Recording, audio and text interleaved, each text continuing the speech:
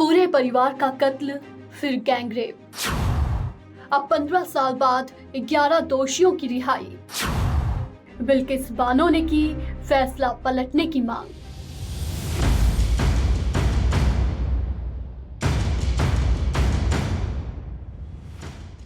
2002 के बिल्किस बानो सामूहिक बलात्कार मामले में 11 दोषियों को रिहा करने के गुजरात सरकार के फैसले पर अब खुद बिल्किस बानो का रिएक्शन सामने आया है। बिल्किस बानो ने अपने बयान में इस फैसले पर आलोचना करते हुए कहा कि इस कदम ने न्याय के प्रति उनके विश्वास को हिला कर रख दिया है। बिल्किस ने कड़ी प्रतिक्रिया देते हुए कहा कि 2 दिन पहले 15 अगस्त को जब सुना कि मेरे परिवार और मेरे जीवन को बर्बाद करने वाले, मुझसे मेरी 3 साल की बेटी को छीनने वाले 11 लोग जेल से रिहा हो गए हैं, तो मैंने 20 साल पुरानी घटना के सदमे को एक बार फिर महसूस किया। मेरे पास शब्द नहीं है, मैं अब भी सदमे में हूँ। बिल्किस ने आगे कहा कि इतना बड़ा और अन्यायपूर्ण फैसला लेने से पहले किसी ने उनकी सुरक्षा के बारे में नहीं पूछा और ना ही उनके भले के बारे में सोचा। उन्होंने आगे कहा, मैं गुजरात सरकार से अपील करती हूँ कि इस हानिकारक फैसले को वापस लें और शांति से निडर होकर मेरे जीने का अधिकार मुझे वापस लौटाएं।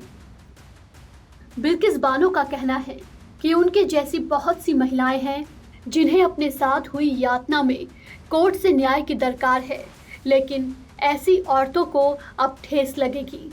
मेरा दुख हर उस औरत के लिए है जो अदालतों के चक्कर लगा रही है। बता दें कि गोधरा कांड के बाद गुजरात में दंगे भड़क गए थे और इसी दंगे के दौरान बिल्किस बानो के परिवार के 7 सदस्यों की हत्या कर दी गई थी।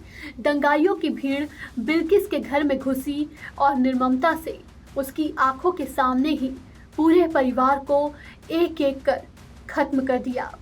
दंगाइयों का जी यही नहीं भरा। दंगाइयों ने बिल्किस बानो के साथ सामूहिक दुष्कर्म भी किया। उस समय बिल्किस 5 महीने की गर्भवती थी। इस हादसे के बाद जब बिल्किस ने होश संभाला तो न्याय के लिए लंबी कानूनी लड़ाई लड़ी।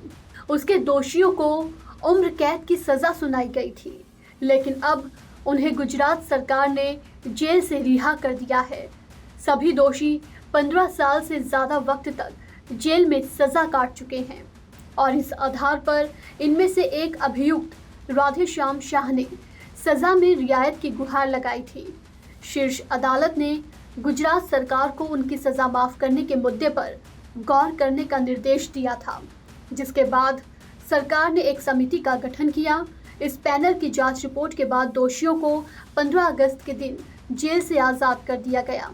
सरकार का कहना था कि जेल में 14 साल पूरे होने और उम्र, जेल में बर्ताव और अपराध की प्रकृति जैसे कारकों के चलते दोषियों की सज़ा में छूट के आवेदन पर विचार किया गया था। उम्र कैद का मतलब न्यूनतम 14 साल की सज़ा होती है और इन दोषियों ने इतनी सज़ा काट ली है। इस खबर में फिलहाल इतना ही। तमाम अपडेट्स के लिए बने रहिए वन इंडिया के साथ।